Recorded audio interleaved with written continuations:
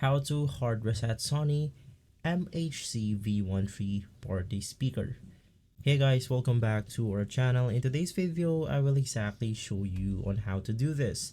First things first, let's navigate through the official guidelines of Sony. This is the helpguide.sony.net, and this is for the model MHC version V13.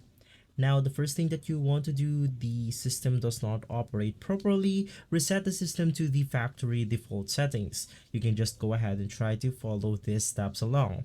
First things first, you want to unplug the AC cord main lead from the system, then plug it back in. And from there, you can just go ahead and press the symbol to turn on the system. Hold down Fiesta and Guitar for about 3 seconds. After all the indicators on the system flash for more than 3 seconds, all user configured settings such as the pairing registration information are reset to the factory default settings. Reset appears on the display. After the reset completes, the system automatically reboots.